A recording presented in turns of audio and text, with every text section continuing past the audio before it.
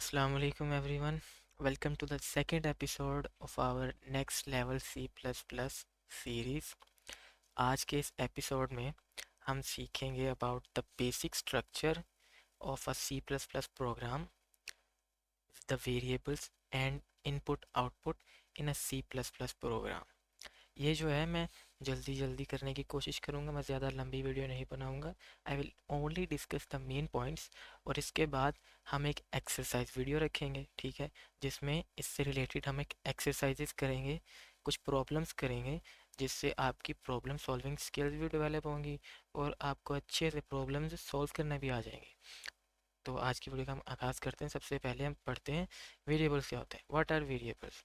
Variables are like boxes in which we can store values. Variable डिब्बों की तरह होते हैं जिनके अंदर आप कोई भी वैल्यू स्टोर कर सकते हैं। एक वेरिएबल जो होता है उसका कोई नेम होता है जिससे आप आइडेंटिफाई करते हैं और उसको अपने कोड के अंदर यूज़ करते हैं।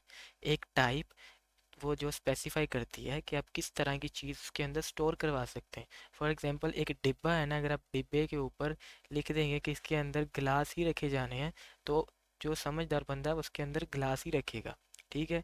तो इसी तरह अगर कोई वेरिएबल है उसकी आप टाइप स्पेसिफाई कर देते हैं इंटीजर, तो उसके अंदर इंटीजर ही स्टोर करवाए जाएंगे, ठीक है।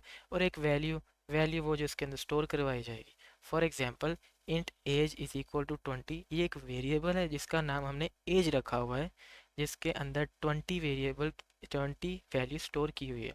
इसको हम एग्जांपल के तौर पर एक प्रोग्राम में करके देखते हैं। तो वेरिएबल मैंने आपको थोड़ा सा बेसिक पढ़ा दिया। अब हम थोड़ा सा बेसिक स्ट्रक्चर देखेंगे। एक सी प्लस प्लस प्रोग्राम का बेसिक स्ट्रक्चर का होता है, क्या होता है। तो आप सबसे पहले हम न्यू फाइल बनाएंगे। आपने ये कोशिश करनी है कि आपकी जो फाइल न्यू बनाएंगे उसमें किसी भी किस्म की स्पेस ना हो और एंड वो सीपीपी पे हो। फॉर एग्जांपल मैं एपिसोड 2 की फाइल बनाता हूँ, एपिसोड, यहाँ पर मैं स्पेस देना चाहता है, बट स्पेस की जगह पर आप अंडरस्कोर भी यूज़ कर सकते हैं, एपिसोड 2 डॉट CPP। ओके, अब ये फाइल बन गई, ठीक है। तो बेसिक स्ट्रक्चर प्रोग्राम का सबसे पहले लाइन ऑफ कोड जो होती है वो होती है लाइब्रेरी इंपोर्ट। किसी भी किस्म की लाइब्रेरी को इंपोर्ट करने के लिए हम लिखते हैं हैशटैग इंक्लूड। ओके, इंक्लूड लिखने के बाद इस ऑपरेटर के अंदर ये सिंटैक्स होता है, सिंटैक्स आपको याद करना पड़ेगा, ठीक है। ये सिंटैक्स है इसके अंदर। इस प्रोग्राम को रन करने के लिए जब हम लिखने जा रहे हैं आईओ स्ट्रीम जो होगी हमारी क्या कहते हैं उसको, लाइब्रेरी, वो इंपोर्ट करेंगे। आईओ स्ट्रीम की फुल फॉर्म है इनपुट आउटपुट स्ट्रीम। सो जो अभी ये मैंने ग्रीन सा टेक्स्ट लिखा है इसको कहते हैं comment. Comment double back slash से लिखे जाते हैं, तो इसी प्रोग्राम में अब कमेंट्स भी हो जाएंगे, ठीक है। डबल बैक स्लैश से कमेंट, ठीक है। इसी वीडियो में कोशिश करूँगा कमेंट्स का टॉपिक भी आपको पढ़ा दूँ, क्योंकि वीडियो में ज़्यादा लंबी नहीं करना चाहता हूँ, ना ही मैं कोर्स ज़्यादा लंबा करना चाहता हूँ, ठीक है। बेसिक स्ट्रक्चर अब आपका हो गया। इसके बाद मैं अभी से आपको कॉन्सेप्ट पढ़ा देता हूँ नेम स्पेस का। यूजिंग नेम स्पेस STD, बल्कि मैं अभी नहीं पढ़ाऊँगा, कॉन्सेप्ट थोड़ा सा लंबा है, इसको हम फिलहाल के लिए उड़ा देते हैं, ठीक है। तो इसके नीचे आप कितनी भी चाहे लाइंस दे दें, जो कंपाइलर होगा वह सारी लाइंस को इग्नोर ही करेगा। सो अब हम इनको ख़त्म करते हैं। तो लिखेंगे अब इंट मेन, मैं सिंपली एक प्रोग्राम लिख देता हूँ, बाद में आपको पढ़ाऊँगा व्हाट इट रियली मीन्स, ठीक है।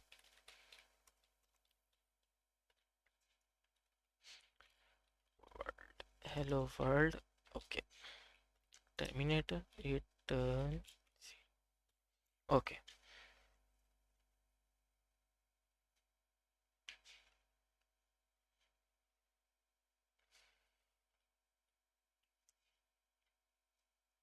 ओह, अब समझ गया, STD, ओके, अब ठीक है।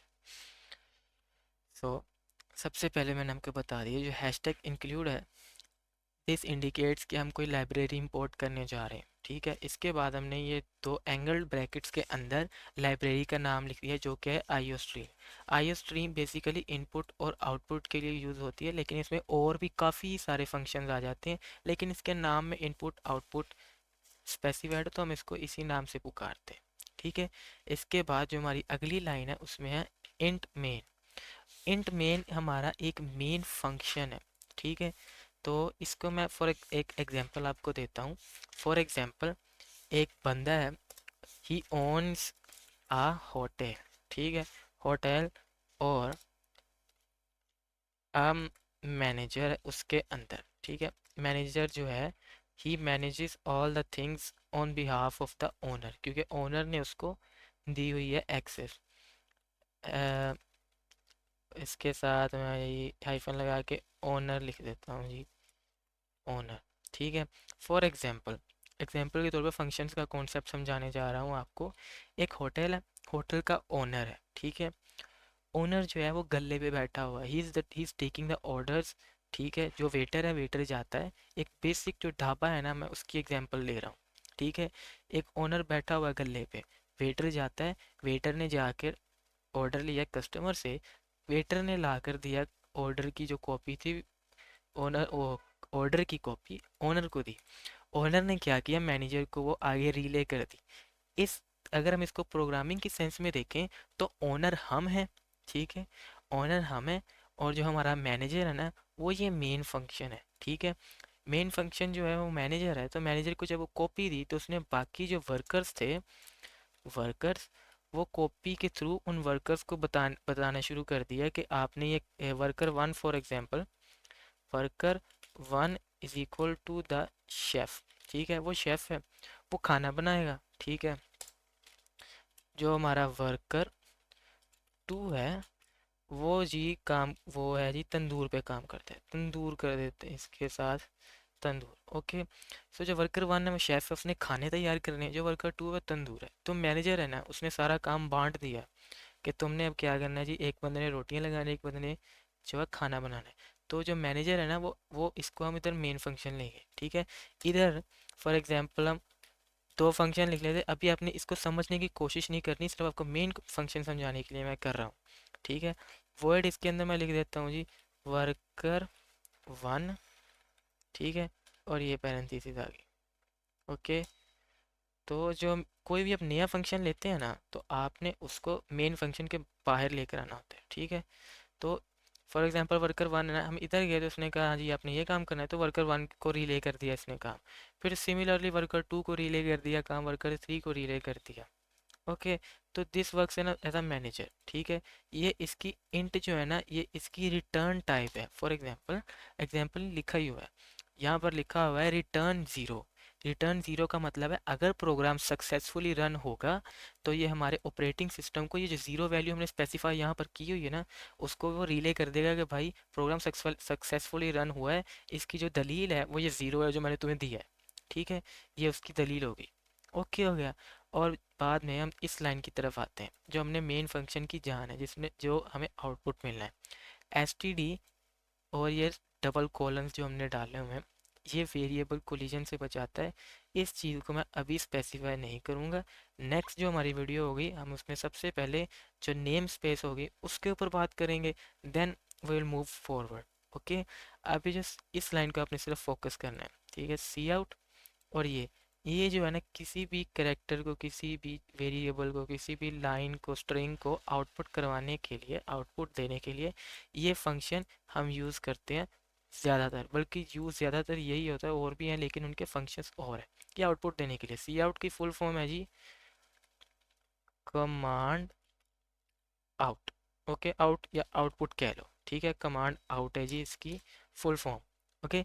तो इसके अंदर बाद में जो हमने डबल कोट्स में लिखा हुआ है ना, हम जो भी लिखेंगे ना, ये हमें आउटपुट मिलेगा, ठीक है। इससे पिछली वीडियो में मैंने आपको बताया था, आप किसी भी किस्म की चेंजेस करते हैं अपने कोड में, तो उसको कंट्रोल एस दबाकर या फाइल पर जाकर यहाँ पर सेव करेंगे, तो आपकी फाइल सेव हो जाएगी। तो आप जो सेव किया होगा वही रन होगा। अगर मैं इसको रन पे क्लिक करता हूँ, तो ये नीचे हमें हेलो वर्ल्ड लिखा हुआ नज़र आ गया, क्योंकि हमने यहाँ पर स्पेसिफाई किया हुआ था, ठीक है।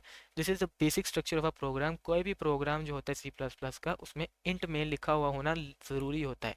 रिटर्न ज़ीरो अगर आप ना भी लिखें तो ज़रूरी नहीं है। अगर मैं इसको कंट्रोल एस दबाकर सेव करता हूँ, रन करता हूँ, प्रोग्राम वैसे ही रन कर रहा है जैसे मैं रिटर्न ज़ीरो के साथ रन कर रहा था, ठीक है। रिटर्न ज़ीरो ज़रूरी नहीं है, लेकिन अगर लिख लिया जाए तो बुरी बात नहीं है, अच्छी बात ही है, ठीक है। हैशटैग इंक्लूड आईओ स्ट्रीम हमारी लाइब्रेरी इनपुट करने की ये लाइन है, ये वो वाली है, ठीक है।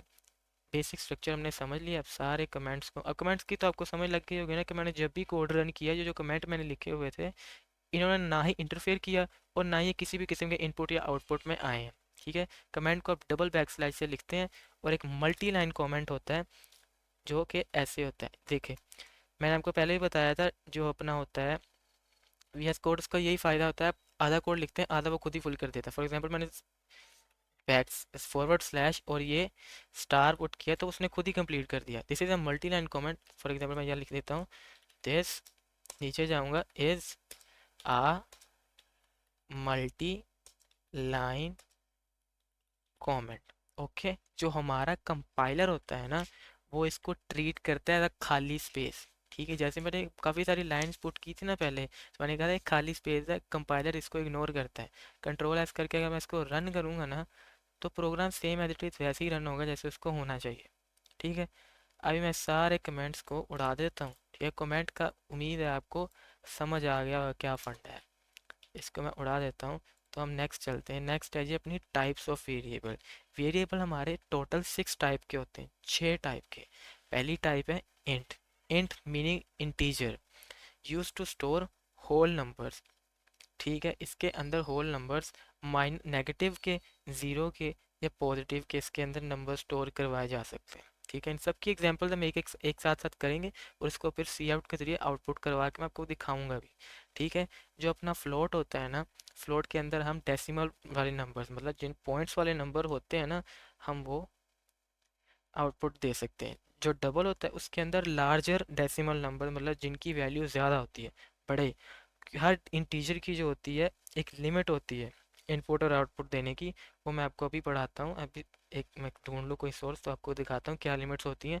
वो याद रखना इतना ज़रूरी नहीं है, लेकिन अगर आपको याद हो तो बुरी बात भी नहीं है। तो अभी हम देखते हैं कि जो हमारी सी प्लस प्लस की डाटा टाइप्स होती है, यानी कि वेरिएबल की टाइप्स, उनके अभी हम रेंजेस देखते हैं भी कितनी, कहाँ से लेकर कहाँ तक वो अपनी वैल्यू स्टोर कर सकती हैं। तो इसमें जो कुछ वैल्यू, कुछ जो हमारी टाइप्स हैं वो हमारे लिए इतनी ज़रूरी नहीं है, ना ही वो इतनी यूज़ होती हैं, तो आपने इसको इग्नोर कर देना। ठीक है, फॉर एग्जांपल एक करेक्टर है ना, जो कि ये है करेक्टर, सिंगल करेक्टर को स्टोर करने के लिए यूज़ होता है। पहले डबल के बाद की चीज़ें पढ़ लें। ठीक है, जो करेक्टर होता है वो सिंगल करेक्टर को रख सकता है, या तो उसके रिलेटेड उसके जो एस्काई वैल्यू होती है। ठीक है, फॉर एग्जांपल 67 होगी किसी कैरेक्टर की, तो वो स्टोर कर सकता है। तो अगर आप 67 को आउटपुट देंगे एज अ कैरेक्टर, तो फिर वो ए भी आउटपुट दे सकता है। ओके, तो यू जो हमारी स्ट्रिंग होती है वो एक सीक्वेंस ऑफ कैरेक्टर, यानी टेक्स्ट, एक लाइन है, for example my name is Arsalan. ठीक है, तो उसको वो स्टोर करने के लिए यूज़ होती है। और जो अपना बूल होता है, बूल ट्रू और फॉल्स वैल्यूज़, वन और ज़ीरो। ठीक है, क्योंकि वन और ज़ीरो प्रोग्रामिंग के टर्म में वन ट्रू होता है, ज़ीरो फॉल्स होता है, उसको भी स्टोर करने के लिए यूज़ की जाती है।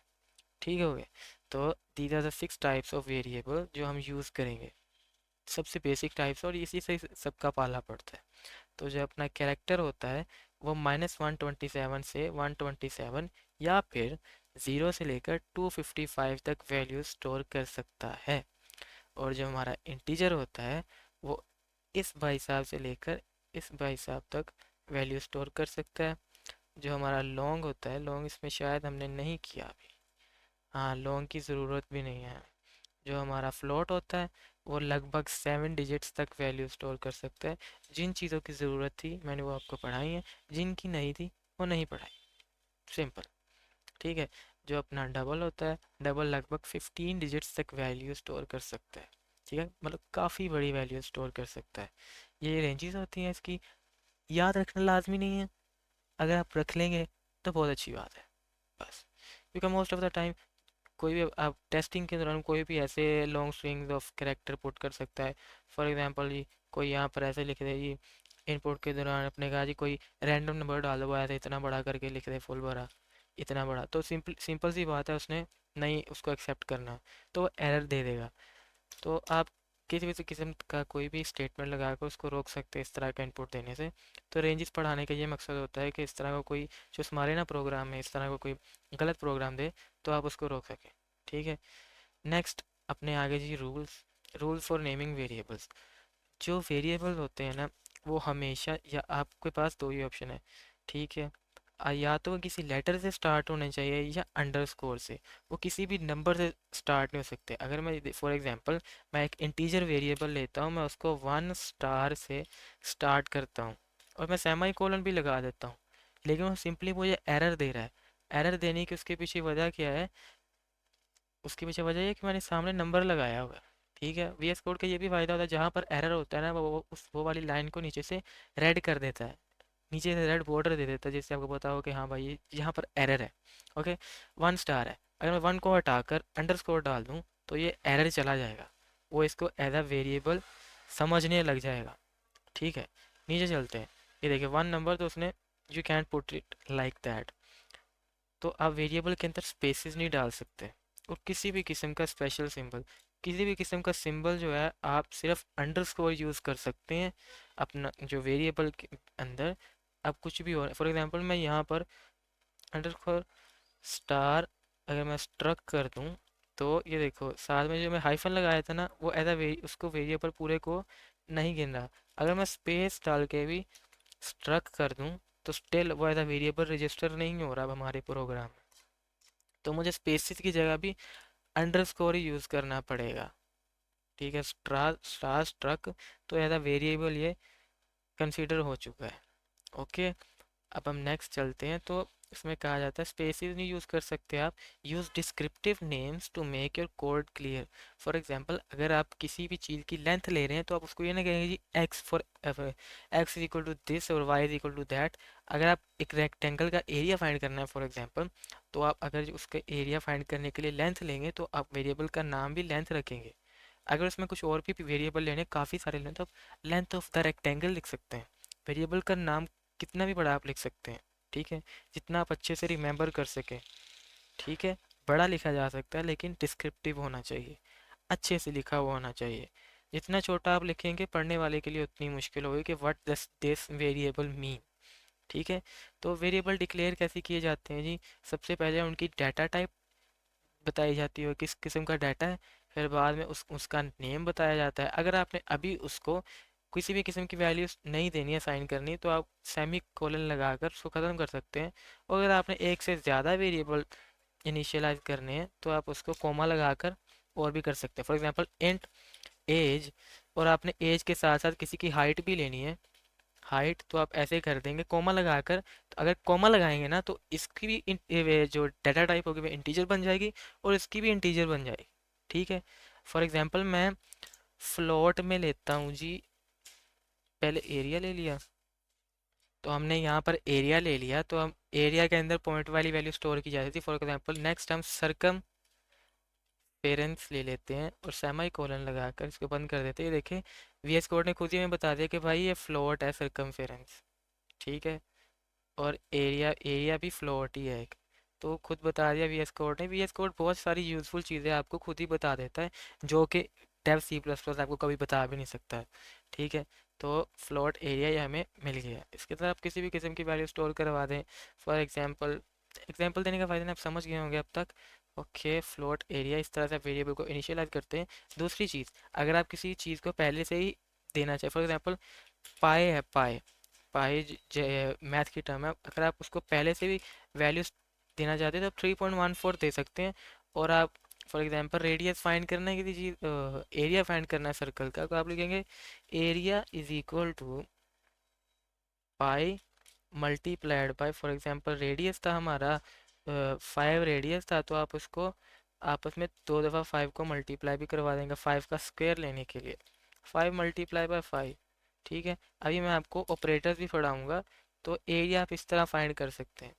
तो अगर मैं एरिया का आउटपुट लूँ, जो कि अभी आपको पता लग जाएगा कि सिंपली सी आउट के बाद एरिया लिख देंगे, तो आपको पता लग जाएगा कि how do you give output of an variable.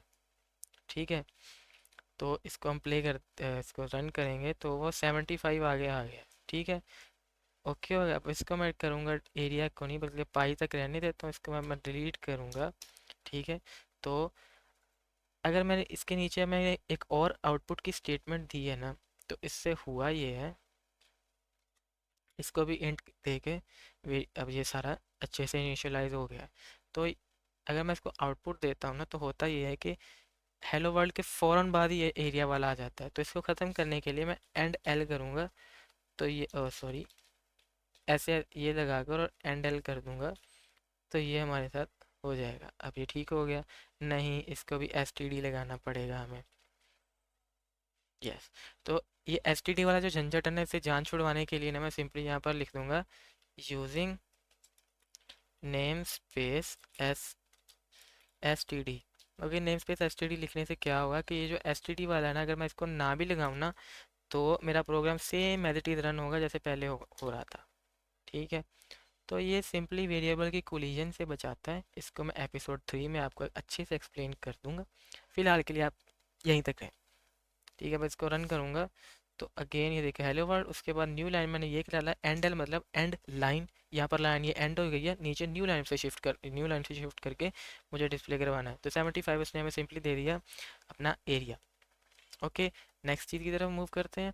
How to declare variable भी हो गया। आउटपुट आपको पता लग गया। सी आउट के बाद ये जो double double opening angle opening angle brackets वो डाल के और आगे आप वेरिएबल का नाम लिखेंगे। तो वेरिएबल, अगर आपने मल्टी वेरिएबल्स आउटपुट करवाने हैं, फॉर एग्जांपल इंट पाई है, इंट पाई के बाद मैं एक ले लेता फॉर एग्जांपल फ्लोट फ्लोट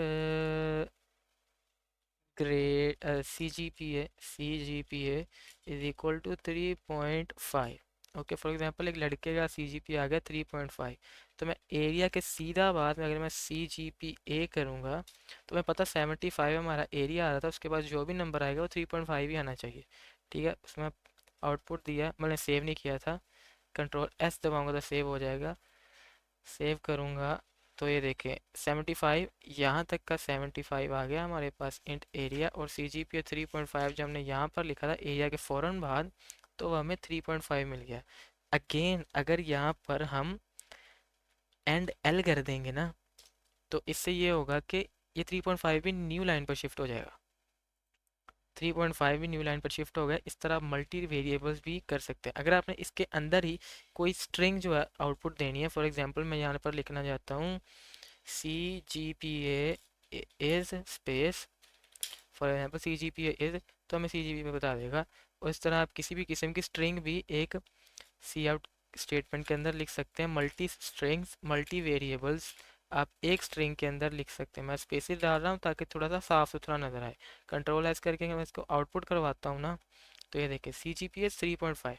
यहाँ से वो सबसे पहले उसने इस लाइन को देखा, उसने लिखा एरिया लिखा हुआ है। वो एरिया के पास गया, उसने देखा एरिया ऐसे कैलकुलेट हो रहा है, बल्कि उसने पहले ही एरिया के अंदर उसकी वैल्यू स्टोर करवा दी। तो उसने क्या किया, एरिया आया, उसने क्या एरिया की वैल्यू क्या स्टोर करवाई है मैंने, वो 75 है जी। 75 आउटपुट करवा दी। फिर उसने कहा जी एंड एल है। एंड एल का मतलब ये है कि न्यू लाइन पर शिफ्ट होना है। और न्यू लाइन पर शिफ्ट हो गया। न्यू लाइन पर शिफ्ट होने के बाद उसने देखा जी स्ट्रिंग एक लाइन लिखी हुई है सी जी पी है इस सेमी कोलन स्पेस। उसने सिंपली क्या किया जी, नीचे गया, न्यू लाइन पे आया हुआ था उसने पहले ही सी जी पी इज ये प्रिंट किया। फिर उसने कहा अच्छा एक न्यू चीज़ आ रही है, न्यू चीज़ पे क्या आ रही है, सी जी पी आ रहा है जो एक फ्लोट वैल्यू, सी जी पी की वैल्यू 3.5 स्टोर किए हुए मैंने। चलो ठीक है, 3.5 आउटपुट करवा देता हूँ। तो उसने 3.5 आउटपुट करवा दिया। This is how output statements work. इसके बाद हम इनपुट देखते हैं, इनपुट कैसे लिया जाता है। फॉर एग्जाम्पल मैंने एक यूज़र को कहना है कि भाई अपनी एज बताओ, और बाद में कहूँगा hello your age is this. ठीक है, इसको सिंपली लिखने के लिए मैं क्या करूँगा, सबसे पहले मैं इसको डिलीट करूँगा। तो प्रोग्राम को समझने के लिए सबसे पहले समझे हमें हमें कितने वेरिएबल चाहिए, कितनी वैल्यू स्टोर करवानी है। हमने सिर्फ एक वैल्यू स्टोर करवानी है जो कि है एज। तो एज किसी की नहीं होती 18.5 या 19.5, सबकी राउंड फिगर्स में ही होती है। तो क्या करें, इंट एज सेमाई कोलन मतलब लाइन हमारी यहाँ पर एंड हो गई है। हर लाइन के एंड पर आपने सेमाई कोलन लाजमी लगाना है। दिस इंडिकेट्स कि ये वाली जो स्टेटमेंट है ये यहाँ पर ही एंड हो गई है। अगर आप ये नहीं लगाएंगे तो एरर आ जाएगा। ठीक है, यहाँ पर मैं सी आउट करवाता हूँ कि एंटर योर एज। ओके, और यहाँ पर मैं टर्मिनेटर साइन लगा दूंगा। तो मेरी लाइन मैं बता दूंगा कंपाइलर को भाई लाइन खत्म हो गई है, अब नई लाइन देखो मैंने क्या लिखी हुई है। ठीक है, अब सी इन लिखूंगा, यहाँ पर मैं लिख दूंगा एज। अब सी इन इसका मतलब है कमांड इन। कमांड इन, इन मत यानी कि इनपुट, तो इसको कमांड इन ही कहा जाता है। कमांड इन वो कह रहा है कि भाई कमांड इन, ये इसका साइंटैक्स है, डबल क्लोजिंग एंगल ब्रैकेट्स। ठीक है, और आगे लिखा हुआ है जी एज। ये कह रहा है जी एज, अब यूज़र जो भी वैल्यू लिखेगा ना, आपने एज वेरिएबल के अंदर वो स्टोर कर लेनी है पक्का। ठीक है, तो अब अगर मैं इसको रन करूँगा, ठीक है, सॉरी मैंने इसको अभी सेव नहीं किया था, कंट्रोल एस दबा के सेव करूँगा, रन करूँगा, तो यहाँ पर ये एक टेक्स्ट वाला बॉक्स आ गया। अगर फॉर एग्जांपल मैं यहाँ पर 18 लिख देता हूँ और एंटर दबाऊंगा तो यहाँ पर प्रोग्राम खत्म हो जाएगा, क्योंकि इसके बाद कोई लाइन बची नहीं है। और अगर जैसे कि मैंने पिछली एग्जांपल्स में किया था, अगर हम इसको आउटपुट करवाना चाहें तो हमने सिंपली क्या लिखना है, एज। ओके, एज लिखेंगे, दोबारा रन करेंगे, अगेन मैंने सेव नहीं किया तो वैसे ही आ रहा है। आपने लाजमी हर जो भी लाइन लिखी ना, आपने बस कंट्रोल एस दबाते जाना है, इससे आपका प्रोग्राम सेव हो जाएगा। फॉर एग्जाम्पल 15 लिखता हूँ तो 15 उसने आउटपुट दे दिया। इसको थोड़ा सा और ब्यूटीफुल करने के लिए हम क्या करेंगे, डबल कोट्स लगाएंगे, लिखेंगे your age is semi colon space. तो एरर आ रहा है क्योंकि हमने ये डबल एंगल ब्रैकेट्स अगेन नहीं लगाई।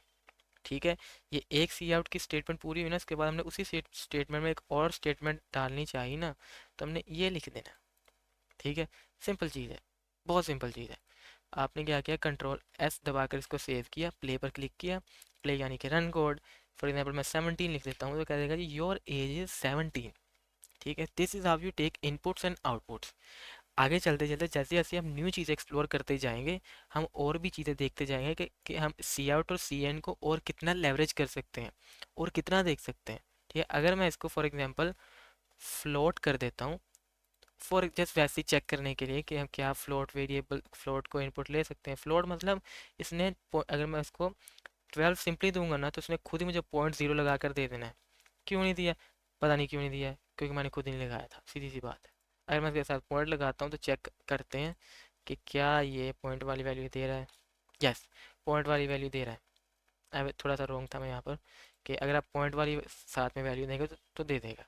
अगर मैं अगेन इसको इंट कर देता हूँ तो इंट के अंदर आप दूसरी वैल्यू स्टोर नहीं कर सकते।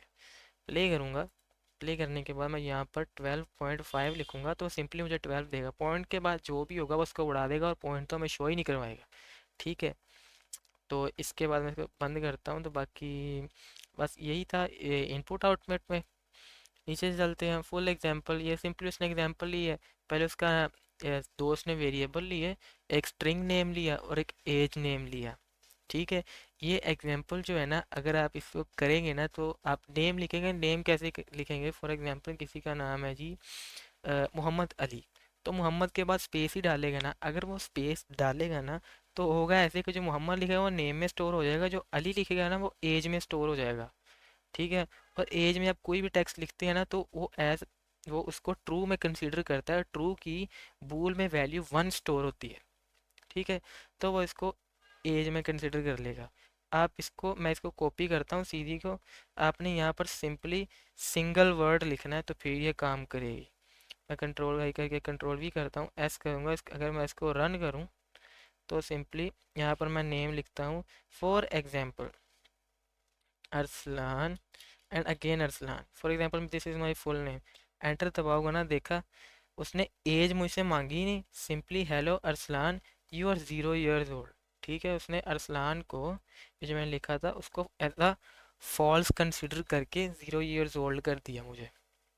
ठीक है, अगर मैं यहाँ पर अरसलान 1 लिखूंगा ना तो यू आर 1 years old आएगा। ठीक है, जस्ट टू चेक, अरसलान 1, तो ये देखे यू आर 1 years old, क्योंकि ये ऐसे ही होता है। मैंने गलती से ये समझ लिया था कि ये एज जो है हम उसको भूल ले रहे हैं, एज इज़ इंटीजर। तो अरसलान के बाद मैं जो भी लिखूंगा ना, ये इसको वही कंसीडर करेगा कि ये एज, वो एज को कंसीडर कर लेगा।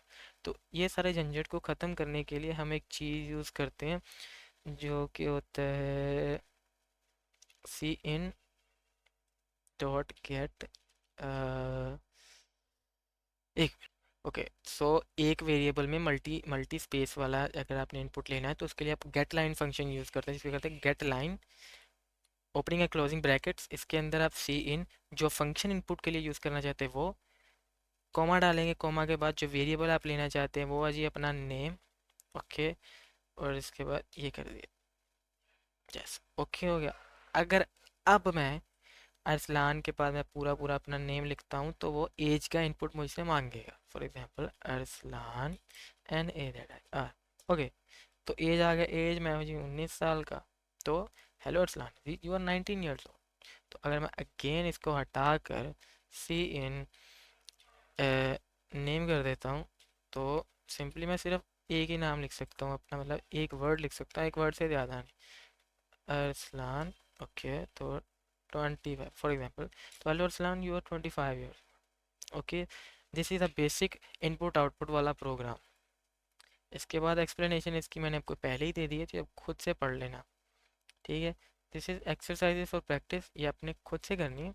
ठीक है, अच्छे से करके देखना जित जहाँ तक मैंने आपको करवाया है। तो ये सारी एक्सरसाइज करके आप कमेंट्स में डाल दीजिएगा। तो कमेंट्स में मैं पढ़ के जिस बंदे ने सही किए होंगे मैं उसको लाइक करूँगा, और कमेंट में उसको कंग्रेचुलेशन भी कहूँगा कि आपको इतना आ गया। ठीक है, और जिसने गलत किया हुआ है उसको मैं करेक्शन कर दूंगा simply. So this was the episode 2 of our next level C++ series. I hope you learned it all. किसी भी किस्म का क्वेश्चन हो कमेंट्स में छोड़ दीजिएगा। I'll be reading all the questions. अल्लाह हाफिज़।